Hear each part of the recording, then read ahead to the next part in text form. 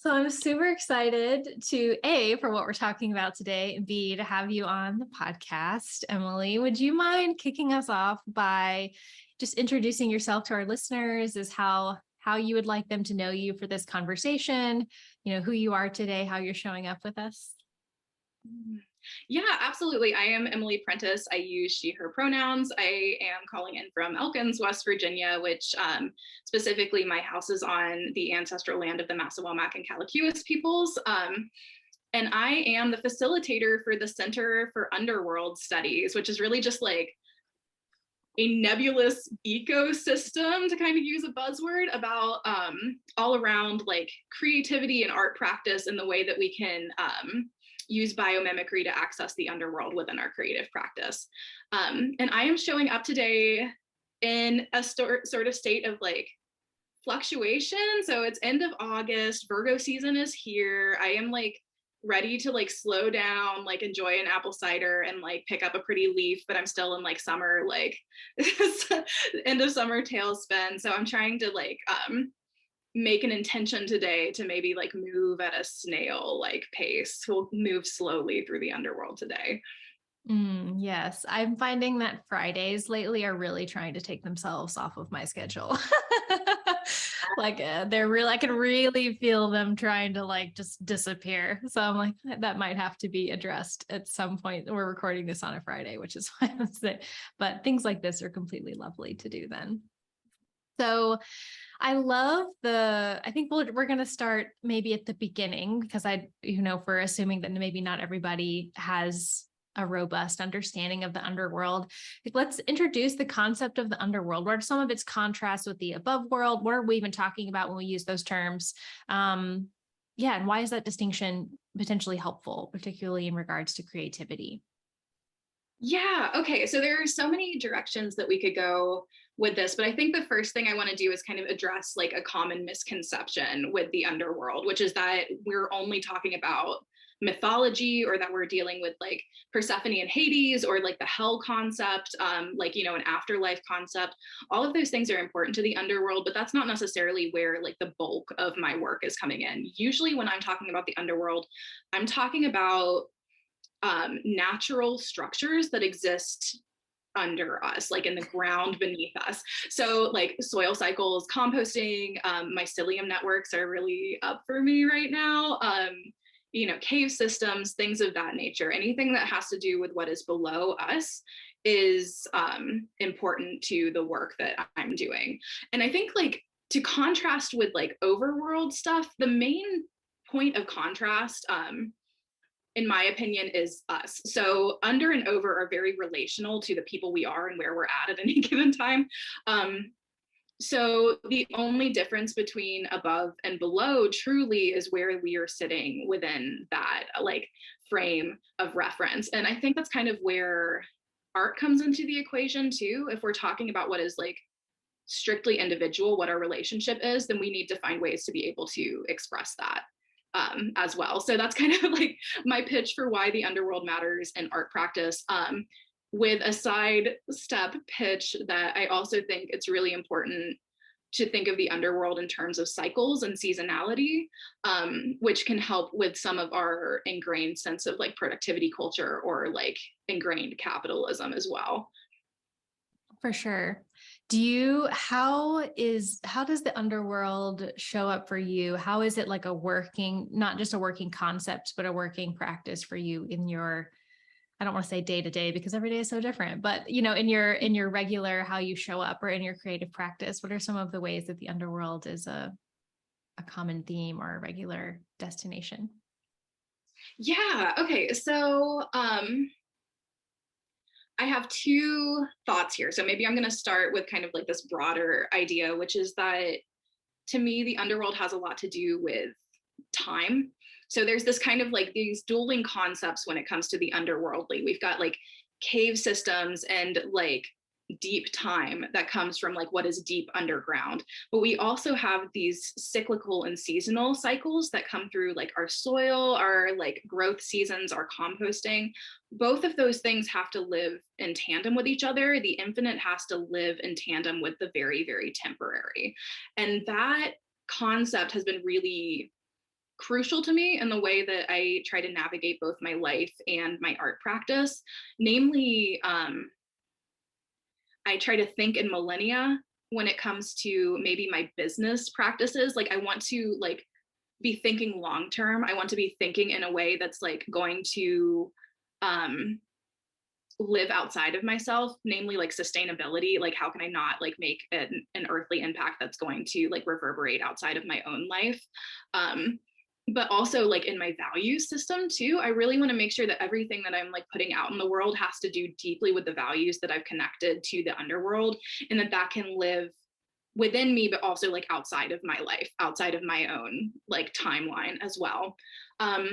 But the temporary starts to come into it with my art practice. I think a lot of times people tend to think of art as something that like needs to be permanent to be valuable.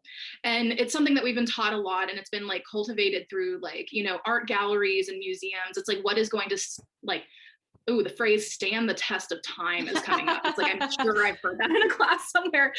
You know, yeah, it's like, what is going to stand the test of time? And the like Nothing. thing that I want to like take away from that is that it doesn't have to be important, you know. Like, you know, I like to make art that is temporary, that like does not stand the test of time, that is meant to be destroyed in some way. And it's kind of just like to fly in the face of that thought that like the only thing that matters is the thing that we still talk about, because that's like, you know, I, not to get on a soapbox about the European canon and art history, but the things that tend to like stand the test of time for us are things that are like mired in white supremacy and patriarchy and like all of these hierarchies that like tend to like miss the vast majority of folks. And to make that the metric by which we're all using for our creative practices is like a terrible disservice to creativity. Totally. I agree. And it's like, who gets to decide what's important and what gets recorded in history? It's like the people who win the war. So Totally. That's it. Yeah. yeah, Yeah. Yeah. agreed. It's one of the things that came up for me when you were talking about that was like, think like a rock, you know, just this kind of like long-term, you know, this way that it's just like, I'm not going to see how this, you know, rock phase changes within my lifetime, but it is changing and it has changed so much since it existed. But like, I'm not going to get to perceive that. The rocks are just kind of like indifferent to that, I think, or I feel that there's an indifference there just because of this longevity and this resilience. And I mean that in like, it's comforting to me. Yeah. Yeah. So think like a rock. And it's interesting because I'm a dance artist primarily. I do write as well, but I'm primarily a dance artist. So the nature of the things that I do is inherently ephemeral. It's like, oh, you like put 2 years into something, like crafting it with all these people and having a lot of specialness and meaning around it. And then you like, whoop, do it for 2 weekends and it's gone. Like you have a video, but it is just like not even the same thing. It's just for documentation. So I have a very, but as you were speaking, I realized that that's a very different from maybe a more traditional like studio artist perspective, where it's like, I inherently understand like how ephemeral this thing is that I'm doing, which always feels very connected to mortality for me as well. But that might be too much for today. Oh my gosh, no, never enough. Like that's, yeah, I want to, if not today, I would like to hear more about that sometime, because I'm definitely like interested in art practice as like mortality practice too. That's like very fascinating to me. I mean, we can also talk about it right now because it's not Underworld related, but yeah. I think I'll throw one more thing into that soup and then I'm going to let you stir it around. A friend of mine was talking about a friend of hers that she ran into randomly, and she was asking him like, how do you like not spiral about the world on a regular basis? And because this is someone who she like looks to as like someone who's wise and like living a way that she looks up to and wants to, and he was like, you know, I kind of stop at my own mortality. Like I need to do my best and I also need to live my life. And he's like, you know, when I look at all of these things that are happening, it's also like maybe I'm not the one who needs to do more. But having that way where it's like stuff at my own mortality, like kind of for me, the way that I always frame that is like coming back to our ephemerality, coming back to our mortality, which is sort of a space that I live in anyways. But because that's really all that we're here. That is going to happen. And sort of at the end, what are the metrics that are going to matter at that moment? Because that's the only one that we're not even accountable. I think we're just accountable to ourselves for it, really, not in like a judgment sense, but like, what do I think about the life that I lived? Did I squeeze enough juice out of it, enough life out of it to have the experiences that I wanted? Or was I constantly sort of like dog paddling in this pool of like spiraling? And I think the human experience includes all of those things, but I think the way that art so beautifully, at least for me, mimics that or helps alchemize those experiences is that it's always for me anyways, reflecting our ephemerality back to us, the sense of time, because dance always very directly deals with time and timing and just the aliveness of that moment. It's a way that I hammer that out and work that out and think about it. None of those are sequential thoughts, but stir the pot. I give it back to you. No, that's okay. No, I feel like the underworld is a great place for like non-linear and scatterbrain conversation. That's kind of like the nature of all of it, you know? Yeah, so let's do it. So as you were speaking, I was thinking a lot about clothing in particular and fashion, because like brief moment of context, I have a small like community that I run called Art in the Underworld, and we kind of do like these month-long themes that are related to the underworld and various aspects of art practice. So this month it happens to be fashion, which has been really fascinating to watch people like try to dress like the underworld. But one of our guiding principles for that this month has been to enjoy yourself. It's later than you think, which is a Louis Prima song from back in the day. But like, it's kind of a reminder that like, enjoying yourself has to be like a primary function of being human, even in the face of all of these things that are like structurally inequitable, because that is like also a sense of resistance. And also we like, whatever you believe about what happens after we die, the moment that we are in right now has a start and an end date, and we can just fill it in whatever way we want to. So it was kind of like, you know, this very like heady thing of like, oh, we're all gonna die, wear your funkiest outfit. But it also like, that's do you, we're all gonna die. Yeah, totally. We're all gonna die. And it's been like really liberating, because first off, fashion is very temporary. Like you can wear something one day, like document it not at all, and then never wear that outfit in the same way again. And that's just like that still can be like an art practice. But also it's just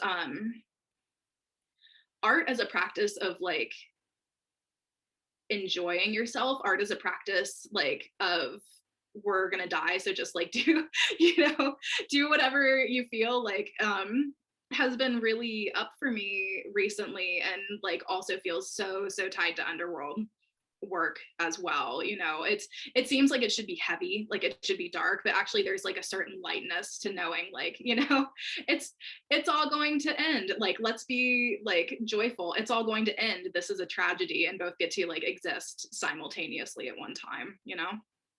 Yeah, which is for me anyways, like to me, it's just so amazing. Like whatever the existential truth is about how we're here, I know that something in me is just like, I get to have a body, and I'm really excited about it on a core level. Like I know that about myself. I'm like, food is so cool. So one of the things that brought that, like art is a practice of attention. And it's like, if we're not paying attention to our life, we're missing it. And it used to, which is different than I think than like trying to like capture it. I'm trying to think of a quote by Toni Morrison right now, and it's not sticking, but I'll put it in the show notes. But basically it's like talking about how when she was younger, she used to try to want to like capture everything, and like, we want to document it. We want to write it down and like make sure I capture everything, which I can relate to. I used to want to like journal every day so that I could remember everything. And then the quote later, she's like, now I realize like, you know, what I remember is enough. And that we don't have to be this like walking archive of everything that's ever happened to us for it to be valuable. Like it is more like the wave. It is more like what's going to rise after the storm, like how different things come up from the underworld at different times. And the outfit thing used to stress me out, because I would be like, what if I don't remember? I've had a long drama with clothes and my relationship to them in my life, which we won't go into here, but it used to stress me out. And now it's like, just finding that freedom. I think that can happen in the temporality of things. And for me, there's something liberating about like the pressure of that. It's like, we want to do good work because we're here, but we also want to pay attention because we're here, and we want to enjoy things because we're here. And while we can. And like, there isn't plenty of suffering to go around, but and I think in a lot of ways, we're all like used to looking for that. And something that I'm coming to, especially as I've noticed, I'm sort of getting I'm getting older, as we all are, but is that suffering, there's plenty of suffering on the plate, and I don't have to go looking for it. Like, right. Yes. Oh man, I might write that one down. That feels like very, very pertinent enough for me too. While you were talking, I had this other thought, which is that like I've read like exactly 2 books about quantum physics, but I talk about it all the time. So first off, let's preface this. It's like I'm not an expert in this by any means. However, even quantum physicists are not experts in quantum physics. Yeah, they're like, we don't know. Well, but there's a particular theory in quantum physics that things exist because of our observation of them. So when you were saying that, like, oh, I get to observe things because I am here, there's also that like inverse, like I am here because I am observing things. And like the things that we don't capture are necessary, like kind of compost for the things that we do. I would say it's like the things that fall away are what makes room for the things that need to grow in its place. So yeah, I don't know. I just like, I think a lot about like the relationships between things, like the way that we observe and then how we are being observed, and how that really makes up like the fabric of our sense of reality. Like this is getting like to a wild place, but and so like arts, like observers, artists, the people who are like tasked with like seeing things and then recreating them, turning them out and making something new, like we are all creatively the folks that are keeping reality going, keeping the future going, keeping things possible. And it's just amazing because like we get to do those things. It is such like an amazing, beautiful thing as humans that we get to experience, but also like it's happening to us, but we are happening to reality as well. And I just think that's like a fascinating like combo. It's all in relationship with each other, and we can't remove ourselves from the ecosystem that exists around us, which is why the underworld is so fascinating to me, because we tend to not think about it, and we are like intrinsically related to it. You know, we can't help but be. For sure. Yeah. It's like we're here because we're observing, and also we're here perhaps because we're being observed, and which brings, whether we think of that as like some sort of like cosmic thing, or it's like trees see me, whatever the scale of that is. And it continually brings me back to this, that my primary role is to witness my life, to witness the people in my life, to witness the life that is all around me. And I do love to do things. I tend to be a very active person, sometimes to a fault, but something I'm really trying to work with and work on myself with is that it's like, if I'm doing things and I'm no longer witnessing myself doing them, if I'm no longer witnessing the world around me, if I'm no longer fully in that witness mode, then I'm like missing the point. I'm like missing my relationships. I'm missing my trees. I'm missing the garden. Like if I'm not actually in that observation place, which I think, as you pointed out, is the co-creation space that we do with reality primarily. Yeah. The word responsible came up for me with that too. It's like, I'm responsible for my tiny corner of reality. I'm responsible for noticing my tiny corner. And we all are like, I don't want to put it on as like, maybe stewarding is a better word. I'm not quite sure I have the language for this yet, but there's like some joint effort that has to be made for like observing and noticing the little bits of life that we are a part of. And we don't have to notice all of it. Like we have to trust that other people are going to notice their parts as well. But like it feels like a very human desire, but also responsibility to like to notice. Yeah. I'm thinking of mycelium now, because thinking about like the way that I think of like my tiny corner is like sort of like reality being this fabric. And it's like, what I notice, what pulls on my corner of the fabric pulls on the whole thing in some way. And mycelium, just thinking about like the vast network of connectivity and like our kinness to fungi specifically. yeah, that our tiny corner is also connected to all of the corners and all the ripples. And so to say that, like, yeah, it's a tiny corner, it's something that I'm capable of stewarding well and something I'm capable of being responsible for. And it is tiny, but it is also the vast thing. And like to not be like, to not, it's also not diminished because it is small, I guess is what I'm trying to say. Oh, totally. Yeah. It's like mycelium, and noticing it, like, yes, and to all of this, and it also feels like fate work too. Like, I think about the way that the fates, like, you know, spin thread, and then the thread is like interconnected and woven into our lives. Like, all of this is all interconnected. Our like woven reality, our mycelium networks that like we have either in reality or the ones that we create, like through biomimicry. And then also the fact that like we have some determination of like what we're going to, as artists at least, of what we're going to bring into the world. That's like fate work on top of everything else. It's like mythological on top of like quantum physics on top of like, you know, ecology. Yeah. Oh, I've got like good shivers from that. I want to like think on that more. Yeah, I think that I'm thinking too of this. One of my favorite books that I've read in the past few years, I think I read it back in 2020 when I did my like bulk reading order when going into lockdown. It was Underland by Yes. Rob McFarland, and I loved it. I was just like so obsessed with that book. It's so great. You should read it if you're listening to this. And having very quickly I'm definitely not a caver and I'm never going to be, but have just such a tangible sense of, yeah, how we don't think about the difference between those two spaces very often. The tangibility of like the heaviness, the age, the indifference, the darkness, even, and like darkness not being like something that's coming to get you. It's just like, there's less light down here because it's underground. Right. And yeah, how that like felt in my body, even just reading it. And there's something really beneficial, I think, about intentionally giving ourselves that marked difference between like top side world, below side world. This is everyday life. The way that I talk about it often, which is, water life is not necessarily underworld life, but is like we have our land life and we have our water life. And like we have these different geographies, these different landscapes that are simultaneously happening, but because one tends to be busier than the other, we often lose care and awareness of this other one that's really important to stay nourished, I think. What are your thoughts on that?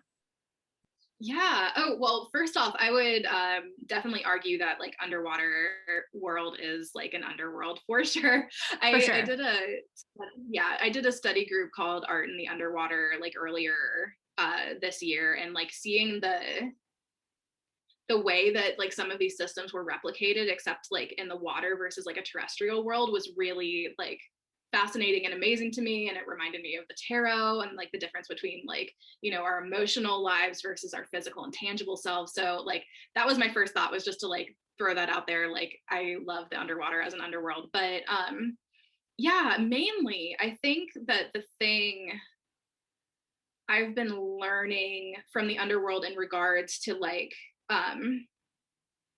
slowness, what is not seen, what is like growing behind the scenes, is like that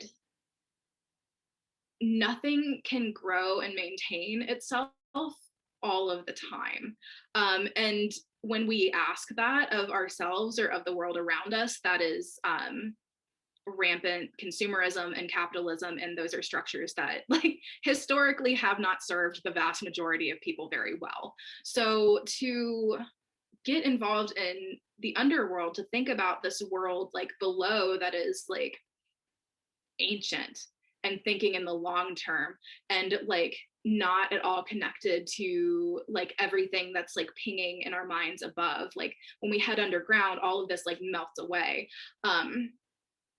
To get back to the soul of just like us as humans, us as animal beings in an ecosystem, us as contained by earth, is to suddenly lose like this sense of purpose through productivity. And that is a very hard pill to swallow when we've been like completely socialized to always be like making to always be like progressing and moving forward. And so the underworld has been like this wake up call for me that like I cannot progress if I don't also rest. Like I cannot like grow if I'm not also decaying. And the idea of decay as like a practice, as something that we need to do as humans, does not land well with many people. You know, it's like no one wants to like end a thing. No one wants to end a thing because we've been told that endings are failure. No one wants to let something go, to like shred it, to reprocess it, to like spit it out as something new again, because we've been told that things must remain the same or in constant forward upward momentum forever.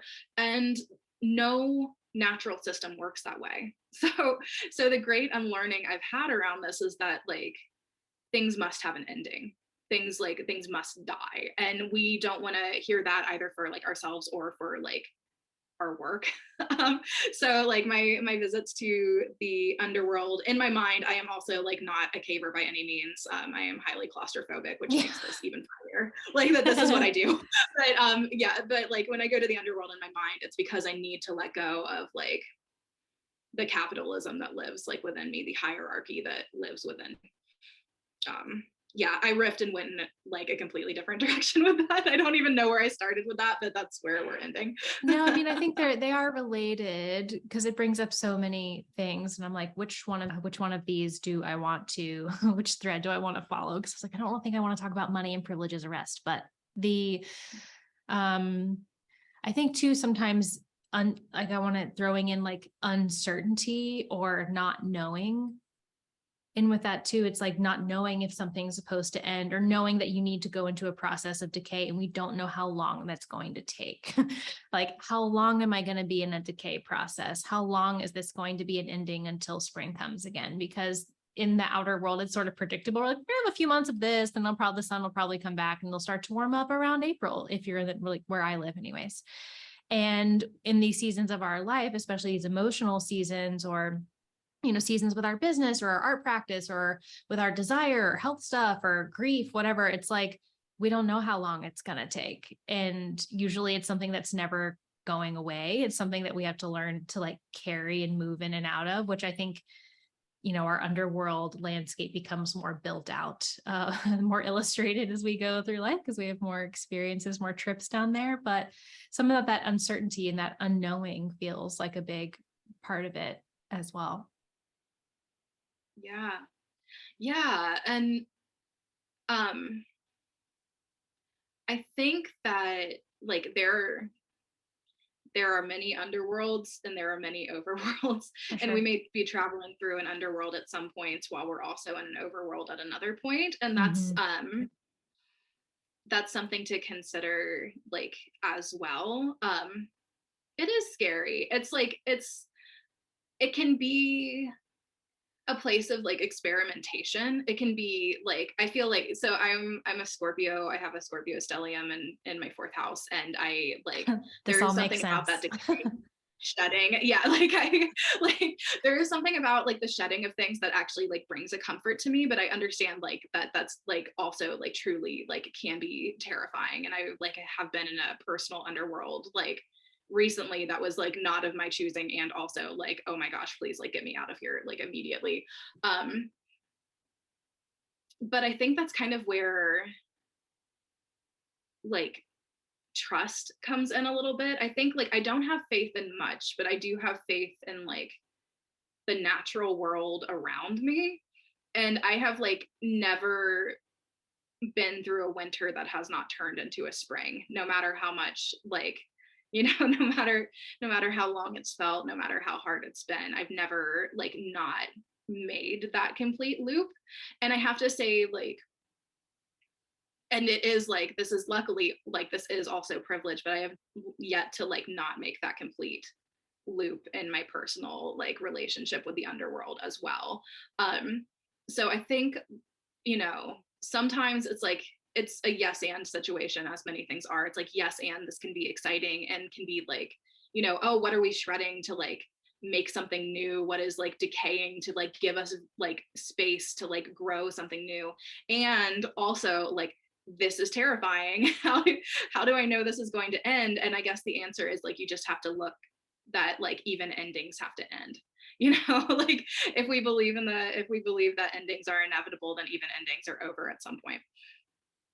Totally. It's like Octavia Butler's like God is change, right? Like the only thing that we like change is the thing. And yeah, there hasn't, as to yet, there has not been a night that hasn't turned into day yet. So, yeah. And that all makes sense. Yeah. Something about that surrender and that trust for sure. Trust in life is what I call it. What are some of the, archetypes of the underworld that you lean on the most for those either navigation purposes or sometimes life-saving vest purposes, or flashlight purposes? What are some of your favorite archetypes for the underworld and why? Yeah, so I really lean heavily on mycelium networks, which we've already talked about a little bit.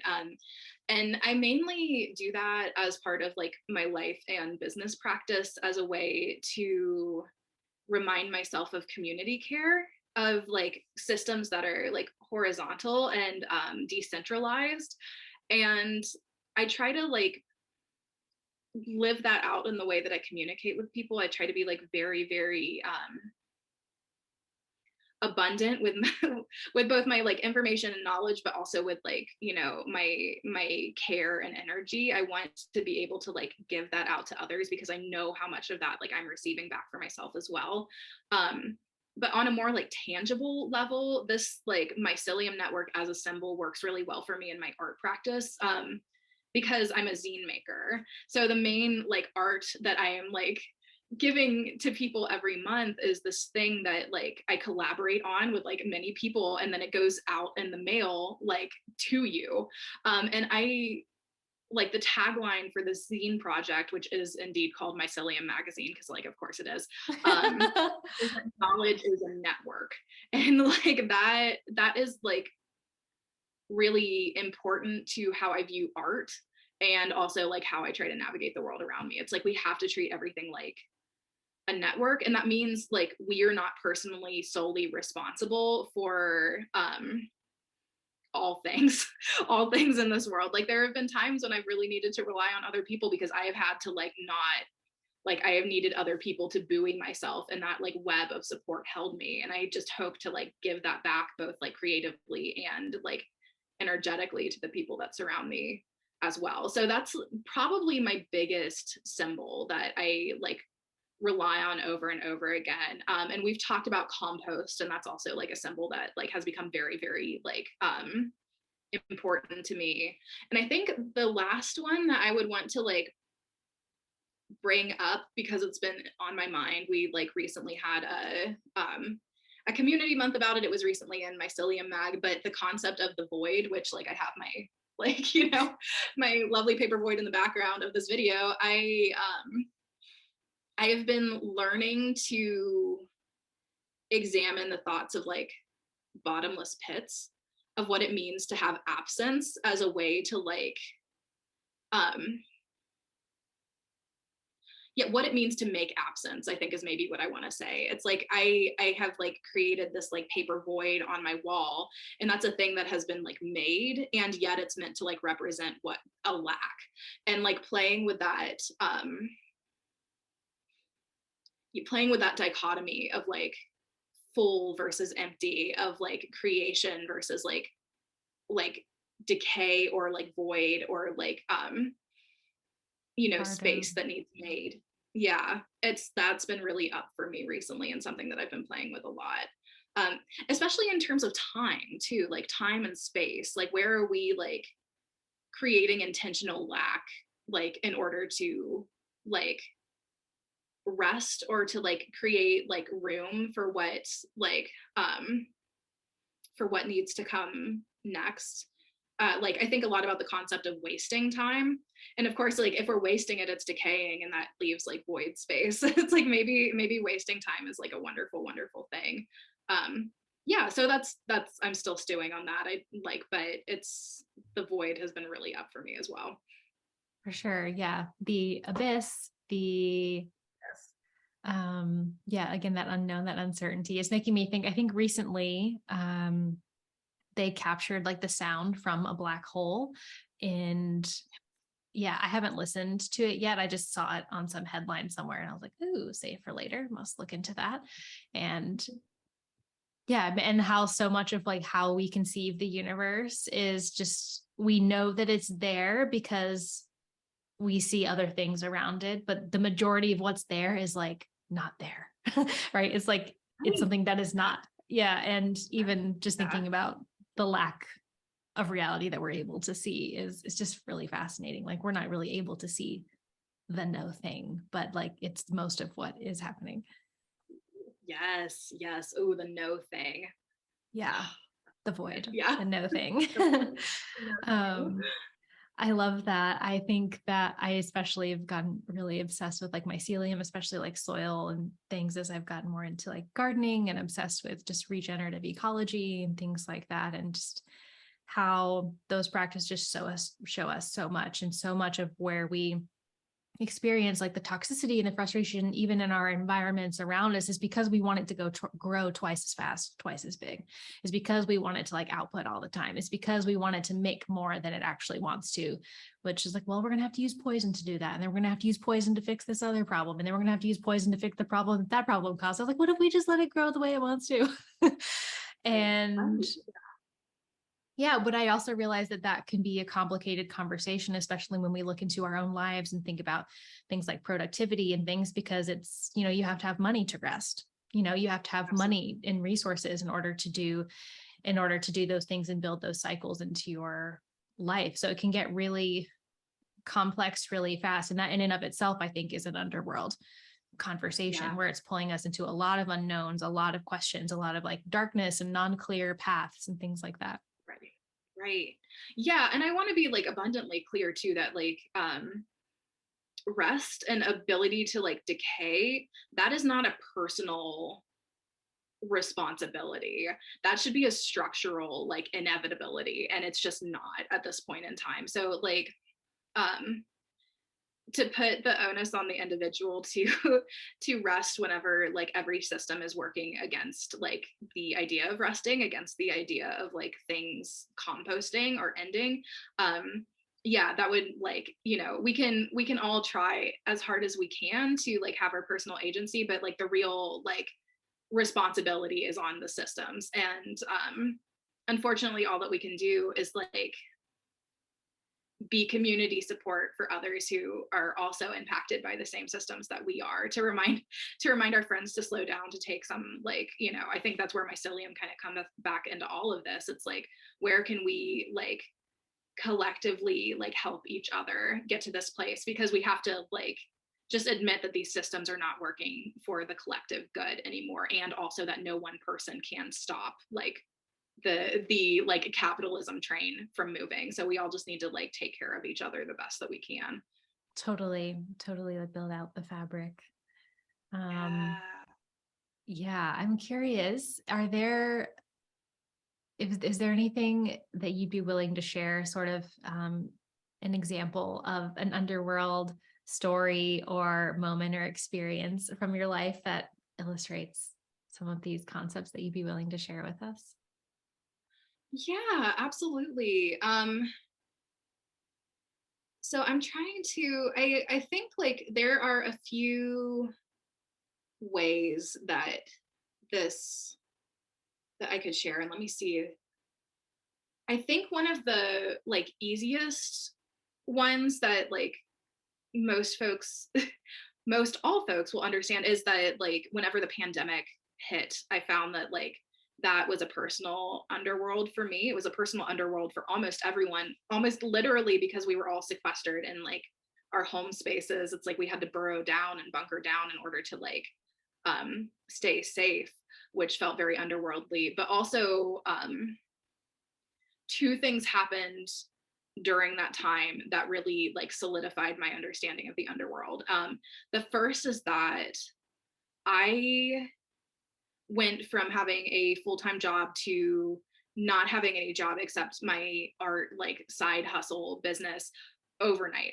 I had no idea what I was going to do, but the folks whose income was not as impacted started filling my shop with orders because they had this like innate knowing that like we needed art to survive even in the face of this crisis. And that felt so interconnected to me that like I literally like I still can almost not like talk about it without tearing up a little bit. Like people chose like to save the artists like within this like mass, you know, catastrophe that was happening, because we needed everybody to like try to like be in community to stay afloat during that time. And that like is just such a beautiful sentiment to me and really like reminded me of that network that exists.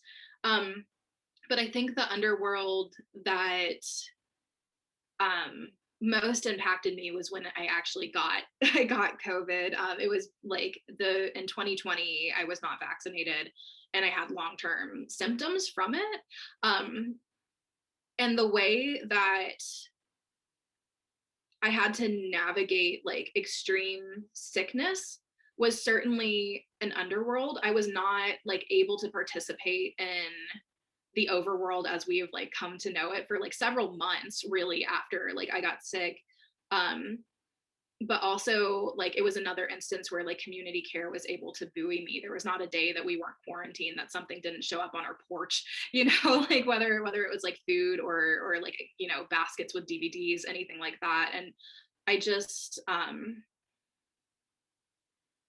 yeah, it was like really a thread that was tethering back to the overworld during this like very intense situation. And I think like with COVID too, this is like a weird little interesting tidbit, but a lot of times like underworldly journeys like in the realm of like traditional witchcraft include this loss of like taste and smell, which was like something I had no idea about beforehand. But it's like losing taste and smell from COVID also like felt like something that was an indicator of this underworld journey that like may exist in a more like spiritual or like witchy plane as well.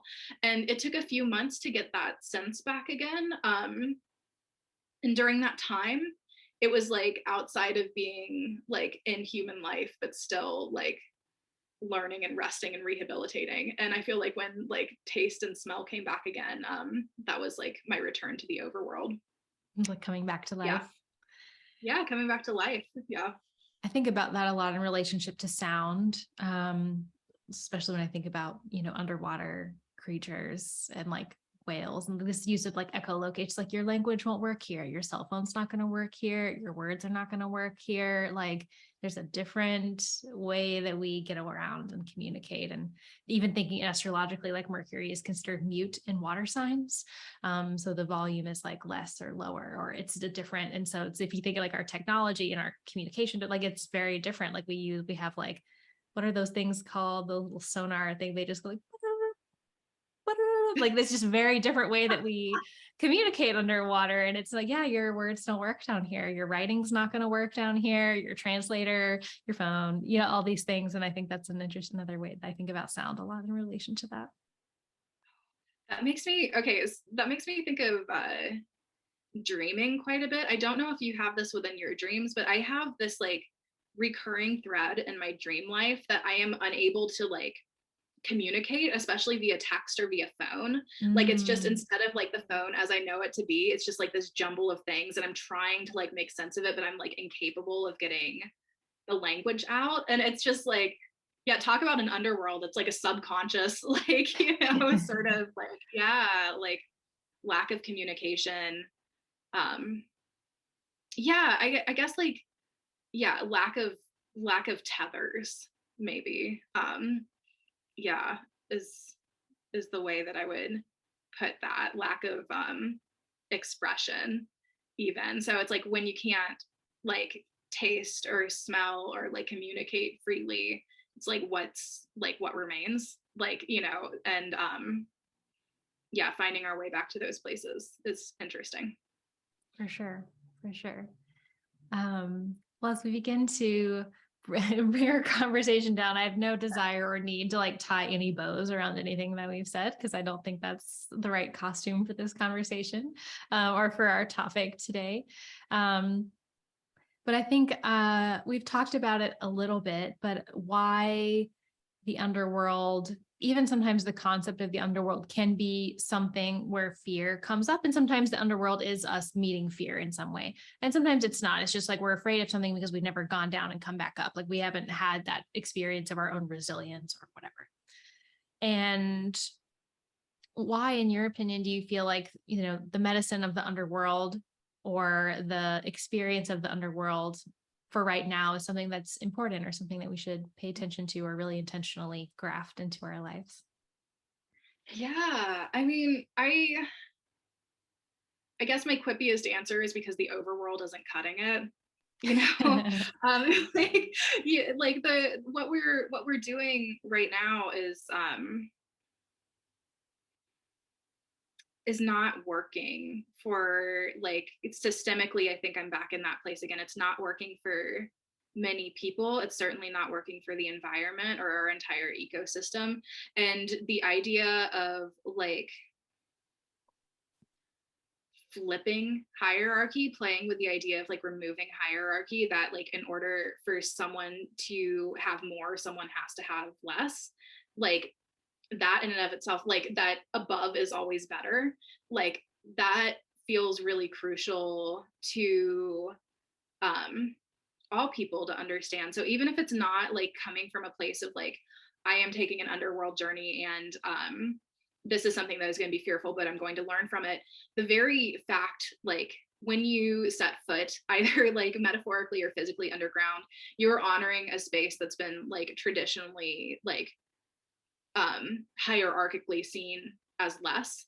That removes so many systems that are damaging, both personally and then collectively. I think that like we need to be doing this work to get out of our own ingrained sense of hierarchy, productivity, and capitalism. On a personal note, though, going on an underworld journey, especially when it's scary, is a process of shedding, which like we've talked about and is sometimes very uncomfortable, but at the end of that process, it tends to leave the core valuable things with you. When you reemerge from the underworld, you tend to have a stronger understanding of what is actually like Essential. important, yeah, essential, like what you actually need in your life. And I think that that's that makes it worth it. That is like traditionally made it worth it for me, even whenever it's terrifying. Before we, drop all your links and share with everyone where they can find you on the internet, is there anything that you would like to share or say that you feel like I didn't make room or space for? Oh, okay. It came back to me. This is what I will share in closing. In closing, I will share that it is impossible to go to the underworld and remain unchanged. Mm-hmm. I think that is something that's like been really up for me as I've started to make the underworld sort of my business and my art practice, is that anytime like I'm inviting someone to come into the underworld with me, there will be a transformation that occurs. And we can think about it in terms of like, we can be changed, but also like there are fairy stories that talk about people going like underground and dancing all night with fairies and eating fairy food. And then when they like reemerge again, 80 years have passed and our surroundings have changed entirely. So sometimes it's us personally, and sometimes it's the overworld that's changing around us. But the through thread between all of this is that we cannot go below without being changed at the end of this process. Yeah, Octavia Butler again, God has changed. I think that's like where I'd end it. Yeah, I think that's a great place. That's always a great place to wrap up for sure. Where can people learn more about your work? Where do you like people to hang out with you on the internet? And if you have anything coming up that you'd like to share with folks, let us know. Yeah. Okay. So the easiest way to get in touch is to go to underworldstudies.com. I am on Instagram at Underworld Studies, but I do not like hold very highly to that platform, and I keep thinking about just deleting that. So maybe underworldstudies.com and get on the newsletter would be a better place long term for us to start thinking in millennia together. If you're really, really into the underworld and you want to work with me in some way, we have a sliding scale membership model to get into Art and the Underworld, which is our community space on Discord, where we just make art and talk about all of this and much more, you get a free subscription to Mycelium Mag when you join in for that too. Cool. We'll be sure to post all of that below in the show notes, so everyone be sure to check the show notes to get access to all of that. And Emily, I want to thank you so much for coming on. This is one of my favorite topics, one of my favorite things to talk about. So thank you for coming on and doing that with me. Oh, wonderful. Thank you so much. It was my pleasure.